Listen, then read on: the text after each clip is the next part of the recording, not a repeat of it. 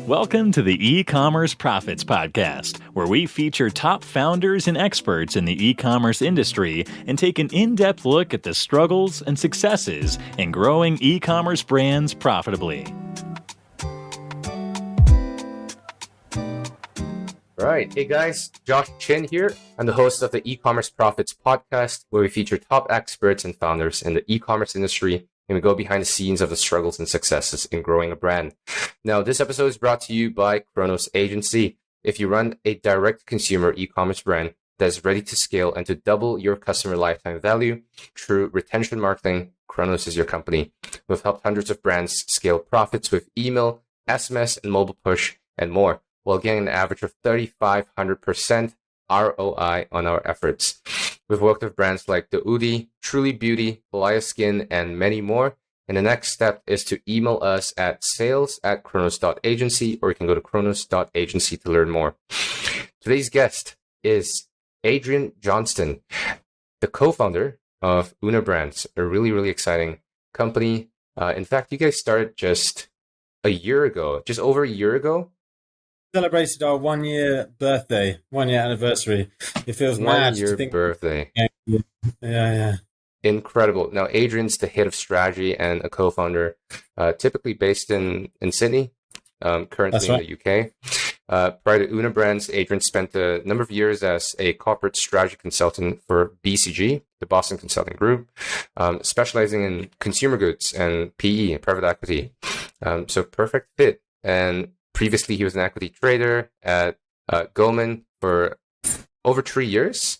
And you have a stack of credentials from an MPA, a Master's of Public Administration, an MBA, as well as a Master's from Harvard, INSEAD, and Oxford, respectively.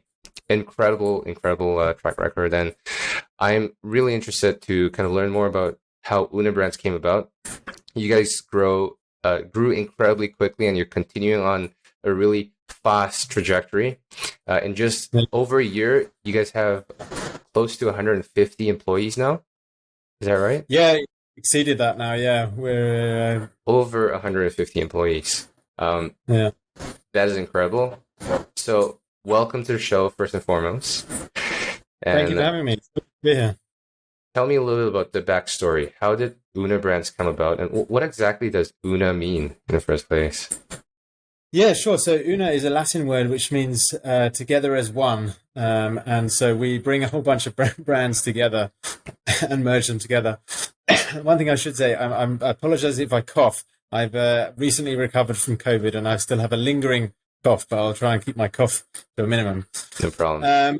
To give you the kind of backstory of how Una Brands started, so Una Brands, there's actually 5 co-founders. The lead co-founder and our CEO is a guy called Kieran Tanner, who's based in Singapore. And so Kieran is a very experienced entrepreneur. He founded 2 startups previously.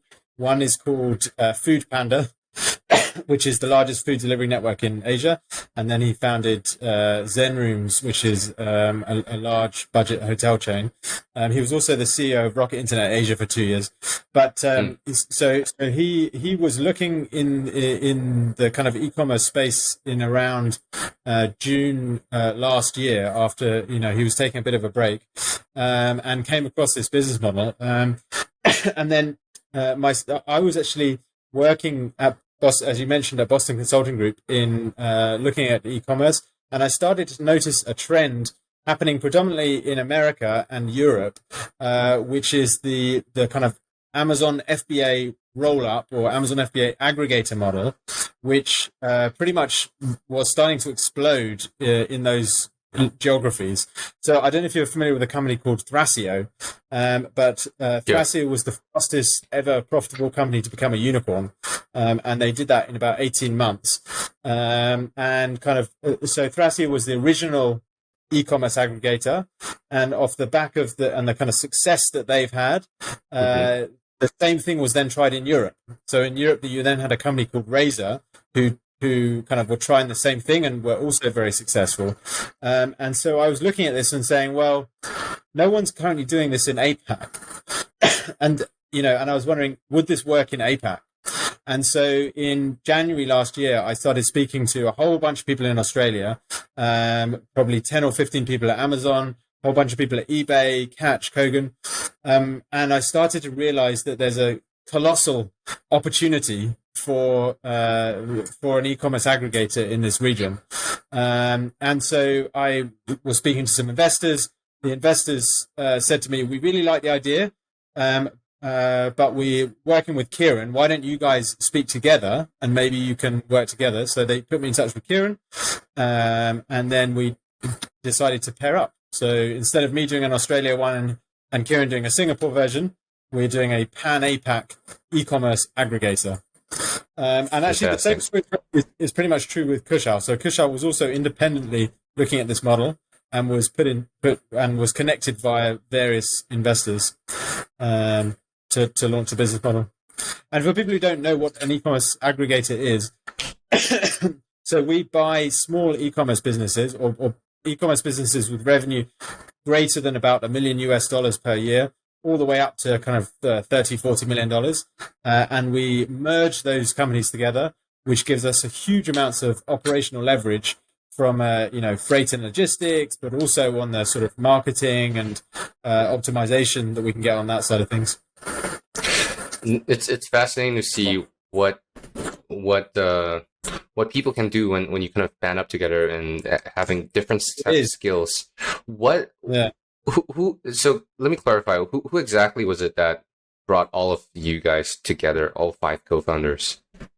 Yeah, so it's a little bit different with each of us. So let me just run through the 5 co-founders. So Srini is our CTO, technology guy. He's based in India. He actually knew Kieran from a long time. He's worked with Kieran for about 15, 20 years. And they've kind of always wanted to work on a business together. And so Kieran said to Srini, hey, come and, work with us as CTO. Tobias was also connected with Kieran through Rocket Internet. Tobias is a very experienced e-commerce guy, spent 6 years at Lazada building that team. Kieran was also ex-Rocket Internet, and so they were kind of connected through that means. Kushal was trying to kick off the business model in APAC and was reaching out to investors, and the investors again put Kushal in touch with Kieran. And then my story is the same, which is I was looking for investors, and the investors that I was speaking to again put me in touch with Kieran. So it was really an interesting set of conditions that led to us working together. We think we actually have by far the strongest team in the region in terms of the aggregator space, and not only in the founding team, but we have a very, very strong core operating team within the business as well. Now, you have a really interesting background because you've excelled in both the academic sphere and then transitioning into really large companies and doing really, really well in all these companies, and now transitioning into becoming a co-founder. Has there been any common themes and common threads of what you've carried over from each phase of your life, and what has changed from being, well, I suppose, an employee to now being a co-founder? Well, that's a very kind introduction. I should say that I don't really enjoy academia very much. So I do, as you mentioned, I do actually have 4 degrees. So I have 1 undergraduate and then 4 master's degrees. The degrees that I did, I didn't really do them because I loved studying necessarily. I did them. So the MBA I did because I wanted to the network and also to broaden my kind of business skill set. The MPA similarly. I had a lot of fun doing them, and I had loads of fun as a student. But the actual kind of sitting down with a book in the library is probably not my 100% ideal cup of tea. Right. But in terms of similarities and what I've taken from the businesses, so the first 3 years of my career, as you mentioned, I was working in equity trading at Goldman Sachs in London.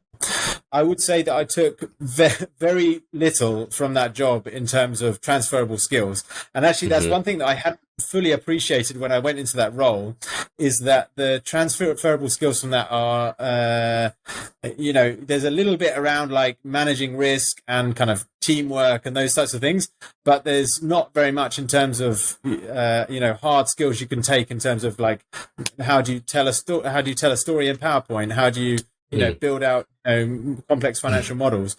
So after I moved to BCG, I would say that the opposite is true, which is that everything I did at BCG was directly transferable and super relevant to running a business and running a startup.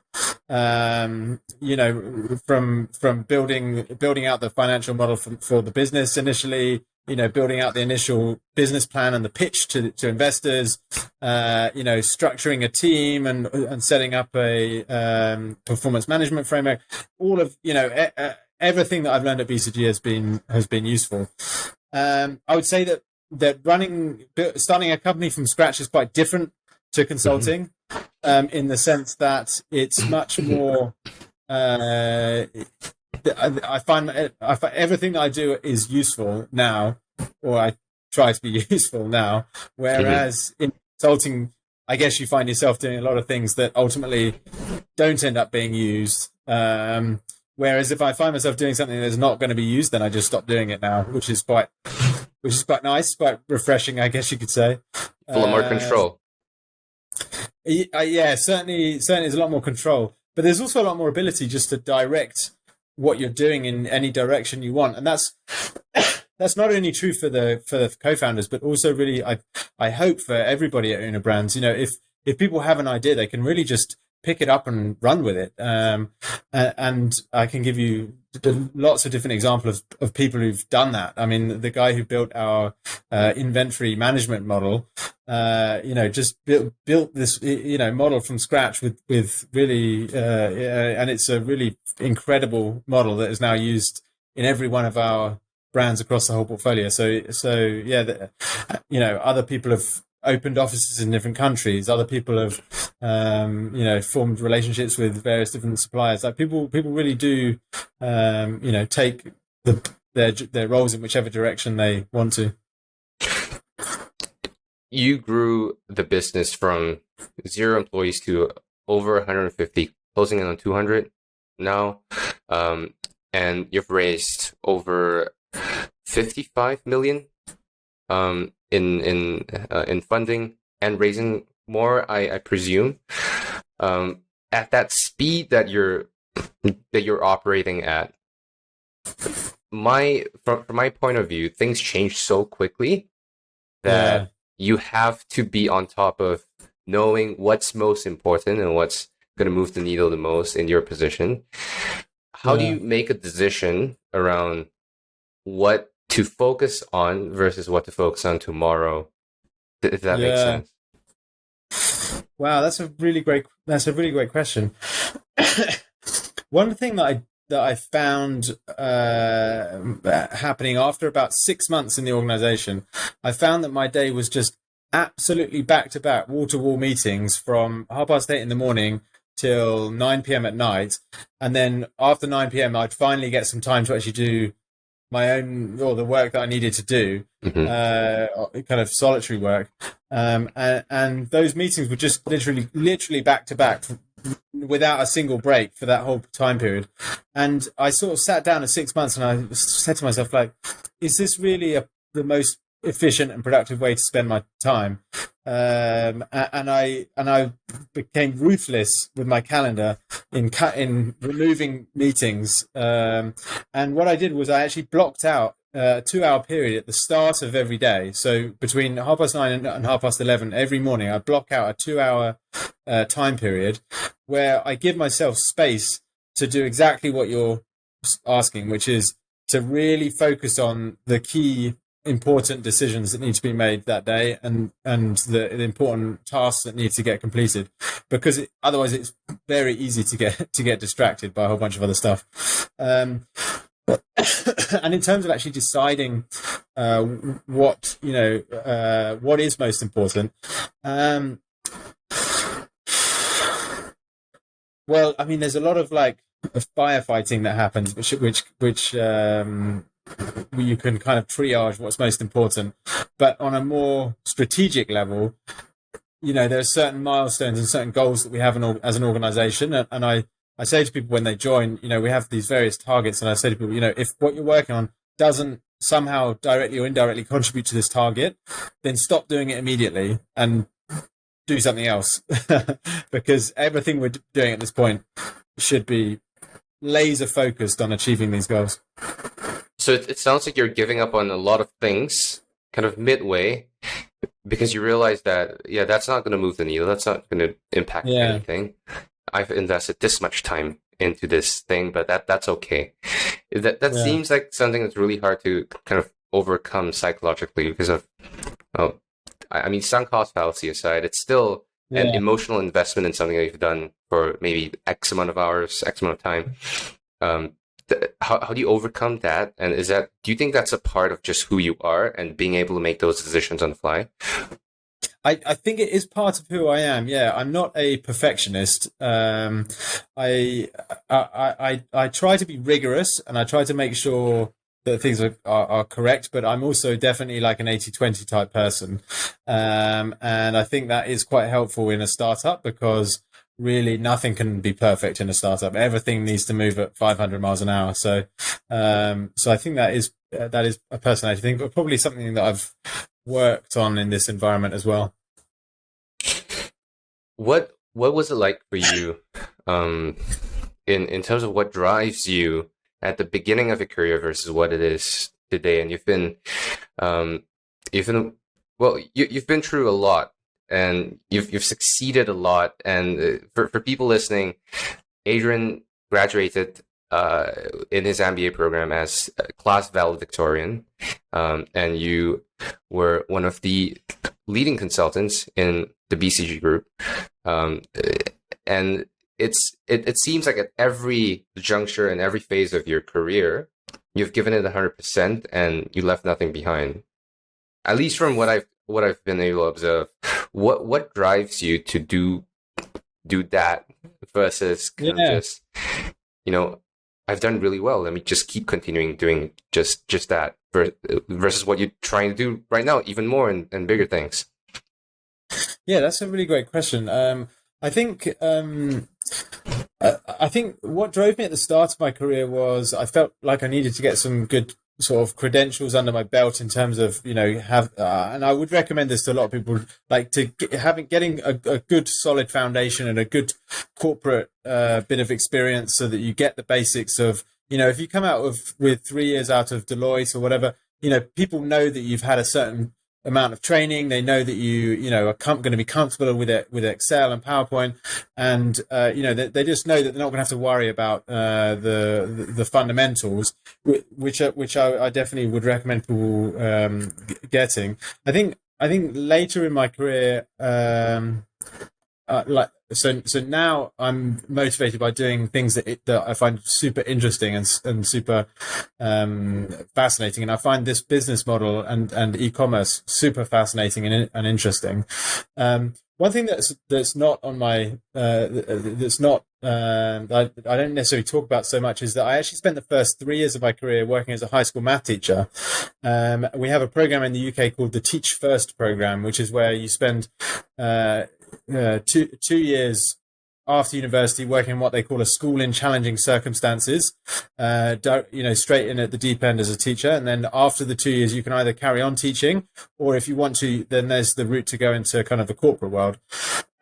And so I actually decided to stay on. So in my third year, after I left university, I decided 2 years in one school, and then I decided to set up a new school with a group of other teachers, which was based on a new philosophy of education, which was very successful in the US, but hadn't really been tried in the UK.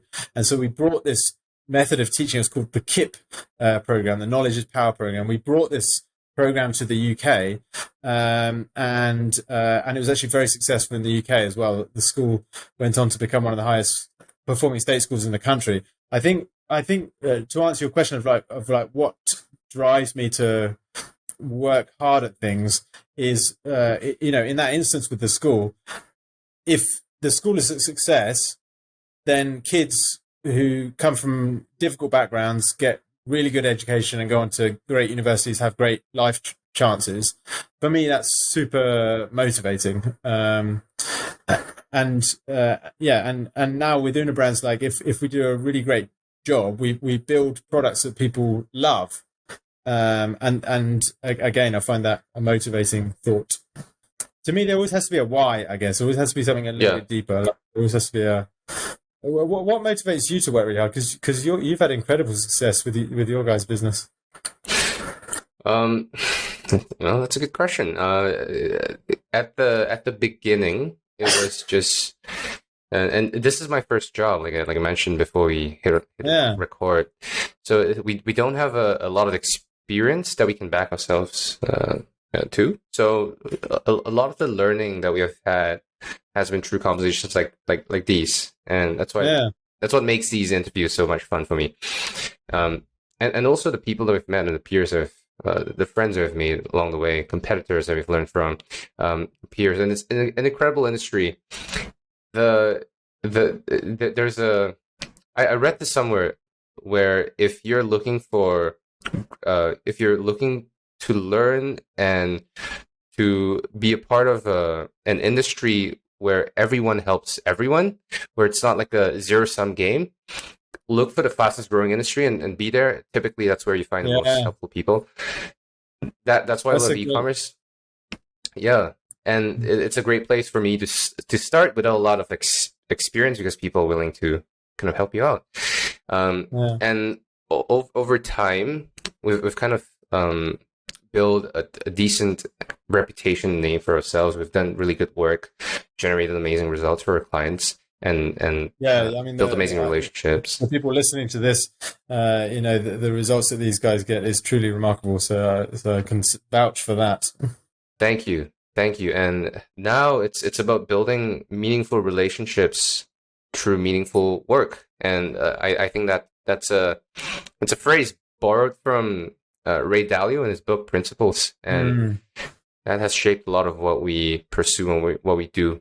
But even then, I'm still kind of questioning the whole purpose thing as well. Yeah. It's an ongoing journey, I presume. That's why I love asking these questions, because no one really has an absolute answer that I want to change the world. No one ever says that.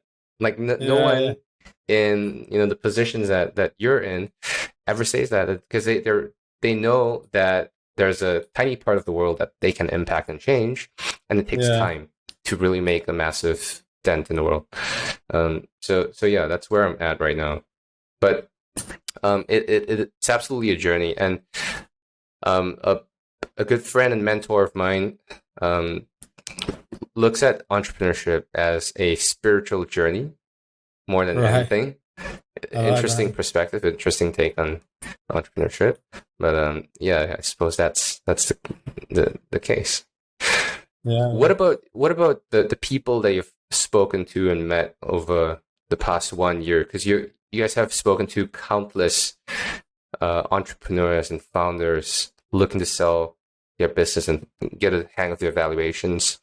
What do you see as the common thread of successful entrepreneurs? What separates successful ones from those that are maybe not so? Do you know what? It's one of my favorite parts of the job, actually, is every day I get to speak to incredible entrepreneurs who've founded these brilliant e-commerce businesses, and have been really successful. And we have such a wide range of people. So to give you a couple of examples, the first business we bought was from a lady called Kim Adams, based in Melbourne, and she just decided that she wanted to get into e-commerce. So she's sort of, I'm not sure exactly how old she is, maybe 40 or so. And at the age of 40, she just thought, you know what, I'm going to become interested in e-commerce. And so she did a course online, started a business, and 4 years later, she's got $1 million business, and she's selling it to Una Brands.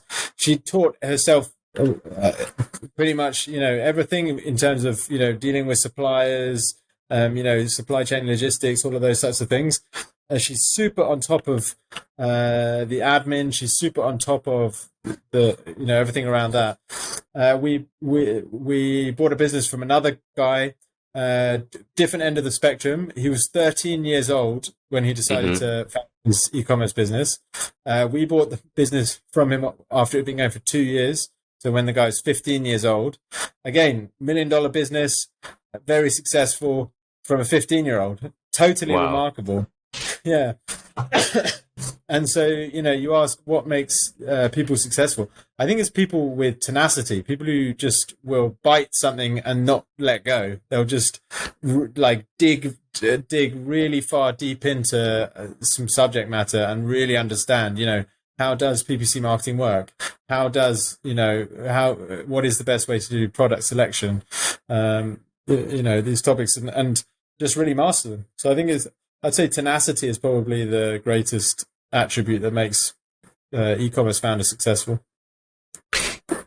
What about the cycles of buying and selling that makes Unabrand successful today? And why do you think it's a time for e-commerce brands to consider selling?